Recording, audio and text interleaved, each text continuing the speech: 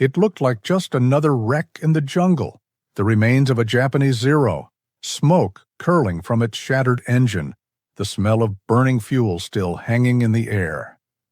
American troops approached cautiously, rifles raised. They had seen plenty of these planes fall from the sky before, but this one felt different. The cockpit was intact. The pilot still inside, slumped forward, hands frozen around the controls. When the engineers began their inspection, one of them noticed something odd. A small metal plate under the console, screwed tight and almost invisible beneath the main panel. They pried it open carefully. What they found inside made their blood run cold. A cluster of wires leading to a brick-sized block of explosives buried beneath the cockpit floor, and connected to it, a small lever marked with Japanese characters. At first, no one understood what it meant, but a Japanese POW later confirmed it. The switch was no ordinary control. It was a suicide switch, a self-destruct trigger meant to blow the entire plane to pieces if capture seemed inevitable. The pilot had one mission, even in death: to protect Japan's secrets. For the Americans, it wasn't just shocking, it was haunting, because for the first time they realized the enemy wasn't just fighting to win, they were fighting to never be understood. As investigators studied the Zero's remains, it became clear that the suicide switch wasn't an isolated quirk. It was part of a chilling design philosophy. Japan's wartime engineers had built layers of destruction into their technology. If a plane crashed, it wasn't supposed to be studied. If a ship sank, it was meant to take its encryption codes to the bottom of the ocean. Even pilots were expected to die before letting the enemy glimpse their innovations. The Zero fighter, for example, was once the pride of the Imperial Japanese Navy. Fast, agile, and terrifyingly effective, it ruled the skies early in the war. American pilots called it the ghost in the clouds because it seemed to appear out of nowhere, strike hard, and vanish. The Allies wanted desperately to know how it was built, how it turned tighter, and climbed faster than anything that they had. But Japan guarded that secret with fanatical intensity. That suicide switch under the cockpit wasn't just meant to destroy evidence. It symbolized something deeper. It reflected a national mindset, driven by the belief that failure was worse than death, and that secrecy was a form of honor.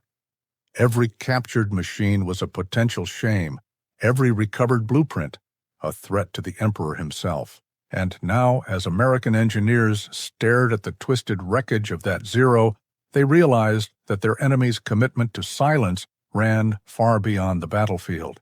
It was ideological, it was cultural, and it was terrifyingly effective. When the American engineers finally disarmed the strange mechanism and studied it up close, they were stunned. It wasn't just a crude explosive hidden under the seat. It was surgical. Wires ran neatly beneath the control panels, linking the detonator to a switch within arm's reach of the pilot. One flick, and the plane would be obliterated, ensuring no enemy could study its secrets. But what disturbed them more than the technology was the psychology behind it. This wasn't a simple booby trap. It was a mindset, a deliberate act of self-erasure. To the Japanese designers, the machine's destruction was as sacred as the mission itself. If the pilot couldn't complete his task, the next duty was to ensure no one else could benefit from his failure. At the U.S. base, when the recovered Zero was displayed, many couldn't believe it. A pilot would willingly blow himself up just to keep a few bolts and engines secret? But those who had faced the Zero in combat understood. They'd seen the near-suicidal bravery of the enemy firsthand, men who dove their burning planes into ships, refusing to eject, refusing to surrender. This discovery changed everything. The Americans realized they weren't just fighting soldiers or machines. They were fighting a belief system, one that valued honor over survival, destruction over defeat. And that realization forced them to rethink how they approached every intercepted plane, every captured enemy. From then on, each Japanese machine was treated not just as a weapon, but as a trap. And the skies of the Pacific grew even more unpredictable. When the engineers traced the wiring diagram of the Zero's suicide switch, they uncovered an eerie truth. This wasn't a one-time modification. It was standardized, built directly into the aircraft's production line. That meant hundreds, maybe thousands, of these planes were leaving Japanese factories with the same mechanism, each one ready to self-destruct rather than surrender. It was more than a technical safeguard. It was propaganda cast in steel and circuitry. To the Japanese command, the self-destruct switch represented purity, loyalty taken to its extreme. To the Americans, it was madness. But both sides understood its symbolism. The switch wasn't just meant to erase secrets, it was meant to say, "We will die before you learn our ways." By the time this truth reached Washington, American intelligence began quietly adapting. Radar operators were trained to track wreckage faster, recovery crews were briefed on the risks of booby-trapped aircraft, and psychological analysts began studying what drove men to build and use such devices.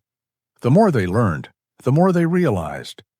Japan's war was as much spiritual as it was physical. Every bolt, every lever, every hidden switch carried the weight of belief that the Emperor S machines should never fall into foreign hands intact. The suicide switch was more than a mechanical trigger.